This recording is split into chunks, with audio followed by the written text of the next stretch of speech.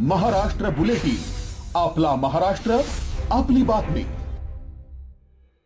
आगामी सिंहस्थ कुंभमेळ्यासाठी प्रस्तावित असलेल्या रिंग रोड विरोधात नाशिकचे शेतकरी रस्त्यावर उतरले असून आंदोलनाचा भडका उडालाय। मंत्री छगन भुजबळ यांच्या नाशिकमधील निवासस्थानाबाहेर आज शेतकऱ्यांनी जोरदार शक्तीप्रदर्शन करत प्रशासन आणि मंत्र्यांविरोधात आंदोलन करत निषेध नोंदवला। शेतकऱ्यांच्या जमिनी वाचवा, अलाइनमेंट बदला या घोषणांनी आज छगन भुजबळांच्या बंगल्याचा परिसर दणाणून गेला। सिंहस्थ कुंभमेळ्याच्या पार्श्वभूमीवर शहरात पायाभूत सुविधांचा विकास करण्यासाठी प्रशासनाकडून रिंग रोड प्रस्तावित करण्यात आला आहे। या रिंग रोडच्या अलाइनमेंटमुळे अनेक शेतकऱ्यांच्या सुपीक जमिनी आणि हक्काची घरं बाधित होत असल्याचा आरोप आंदोलक शेतकऱ्यांनी केलाय। विकास करा, पण शेतकऱ्यांना देशोधडीला लावून नाही, असा संतप्त इशारा शेतकऱ्यांनी सरकारला दिलाय।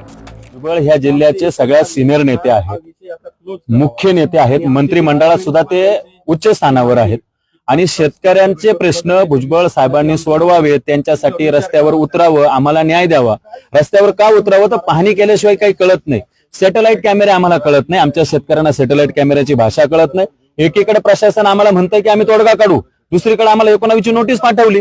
म्हणजे अंतिम प्रोसेस सुरू करून एकदा शेतकऱ्याला दाबण्याचा जो प्रयत्न चाललाय तो होऊ नये, शेतकऱ्यांना न्याय मिळावा, शेतकऱ्यांच्या त्या दृष्टिकोनातून त्यांनी चर्चा करावी आणि ऍक्च्युअल शेतकऱ्याला भाव किती देणार आहे, त्याची जागा किती जाते, त्याच्या जागेतून किती विहिरी जाते, त्याच्या विहिरी किती बाधित होत आहे, त्याच्या घरं किती जात आहे, कुठलाही आकडा न देता, त्याच्या मोबदल्याची कुठली चर्चा न करता फक्त आणि फक्त मोघम वाटलं तिकडून फिरवायचं, वाटला तिकडून रिंग रोड अलाइनमेंट फिरवायची। बिल्डर धार्जिन धोरण, अहो एक सुद्धा बिल्डरची जागा जात नाही या जमिनीमध्ये, एक सुद्धा बिल्डर जात नाही। मी तुम्हाला सांगतो, जिथं जिथं बिल्डर आहे तिथं तिथं रस्ता फिरून टाकलाय। म्हणजे काय चाललंय, बिल्डरांसाठी हा रस्ता बनवायचा आहे का? आमच्या विकासाला विरोध नाहीये, आम्ही विकासाला विरोध करत नाही। एकीकडे कुंभमेळ्याचं नाव सांगायचं आणि दुसरीकडे शेतकऱ्याला मरणाच्या दारात लोटायचं, हे धोरण शासनाचं काही बरोबर नाहीये। आणि शेवट मंत्री महोदयांकडेच काल जिल्हाधिकाऱ्यांकडे जी आमची मिटिंग झाली त्यांनी सांगितलं का अंतिम अहवाल हा मंत्री महोदयांकडे पाठवणार आहे। त्याच्यामुळं आगाऊ कल्पना आणि भुजबळ साहेबांचं धोरण काय आहे शेतकऱ्यांबद्दल, कारण त्यांना अनुभव आहे, त्यांनी यापूर्वी सुद्धा या नाशिक शहराच्या विकासासाठी अनेक रस्ते केलेले आहेत आणि त्या रस्त्यांचा अनुभव भुजबळांनी या रिंग रोड मध्ये सुद्धा येऊन शेतकऱ्यांना न्याय अपेक्षित असताना त्यांनी त्या न्याय द्यावा। आम्ही त्यांना 3 दिवसापूर्वीच आगाऊ कल्पना दिलेली होती का शेतकरी येणार आहे, पण आता काय शेतकऱ्याला भेटण्यामध्ये काही इंटरेस्ट नसतो ना, शेतकऱ्याला काय त्याच्याकडे द्यायला, त्याच्याकडे काहीच नाही, तो घ्यायला येतो असं यांना वाटतं। अरे पण तुमच्या ताटात जे अन्न मिळतं, आणि भुजबळ साहेब योगायोगाने अन्न पुरवठा मंत्री आहे, अहो तुमच्या खात्याला जो काही पुरवठा होतो तो आमच्या शेतकऱ्यांकडूनच होतो। म्हणून त्या शेतकऱ्याला मारण्यापेक्षा त्याला वाचवण्यासाठी ही दाद मागण्यासाठी भुजबळ साहेबांकडे आम्ही त्या ठिकाणी आलेलो आहे। मंत्री छगन भुजबळ सध्या मुंबईला आहेत हे माहीत असूनही केवळ आणि केवळ सरकारचे डोळे उघडण्यासाठी शेतकऱ्यांनी भुजबळांच्या फार्म हाऊसला घेरले।